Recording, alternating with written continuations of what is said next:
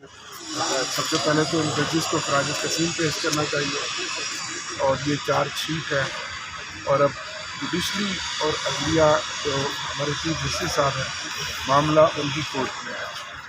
تحریک انصاف کا جو پہلے دن سے موقف تھا، اللہ تعالیٰ نے وہ موقف ہمارا سچ ثابت کیا، اور خان صاحب جو رول آف لا عدلیہ کی آزادی کی بات کرتے تھے، انصاف کی بات کرتے تھے، آج یہ طے کرنا ہے کہ کیا ملک ہم نے رول آف لا کے تحت چلانا ہے، کسی قانون اور آئین کے تحت چلانا ہے، یا کسی کی مداخلت کے تحت چلانا ہے۔ تو یہ بہت بڑا بارش کا پہلا قطرہ بھی ہے، اور ایک تاریخی فیصلہ ہے جو یہ خط 6 ججز صاحبان نے کیا ہے۔ تحریک انصاف اپنے ججز کے ساتھ کھڑی ہے، عدلیہ کی آزادی کے لیے ان کے ساتھ ہے، سول سوسائٹی، وکلا سارے، اور اس کے لیے ہم نے ایک تحریک کا آغاز کیا ہے۔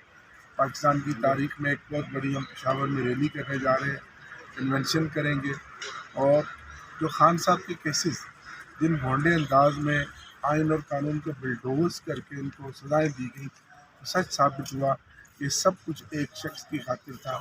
اور آج پوری قوم نے دیکھ لیا کہ ججز نے جب خط لکھا اور سنگین الزامات لگائے، اس کے بعد ساری چیزیں سامنے آ گئی ہیں۔ اللہ الحق۔ میرے ساتھ علی بخاری صاحب موجود ہیں، ان سے بات کرتے ہیں۔ السلام علیکم۔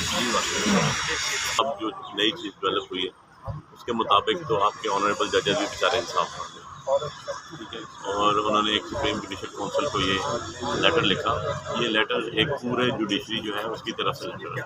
اگر 8 ججز ہیں اسلام آباد ہائی کورٹ کے، اس میں 6 ججز یہ لکھ رہے ہیں تو بہت بڑی بات ہے۔ اور یہ سول کورٹ کا جج نہیں، ویسے تو سول کورٹ کا جج ہو، میجسٹریٹ ہو، سیشن جج ہو، ڈسٹرکٹ سیشن جج ہو، جو بھی یہ چیز دیکھیں تو اس کے بڑی کریڈیبل چیز ہوتی ہے، لیکن یہ تو ہائی کورٹ کی کانسٹیٹیوشنل کورٹ پہ بیٹھے ہوئے 6 ججز نے لکھا۔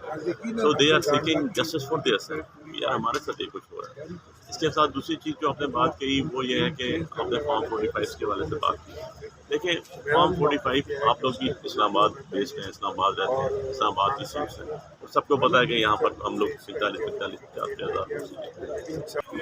ٹریول جرنل گل کر کے ایگزیکٹ شیڈیول دے کے اوریجنڈل دے دیے اپلیکیشن کا کہ 3 تاریخ کی میری فلائٹ ہے کینسل ہو گئی ہے۔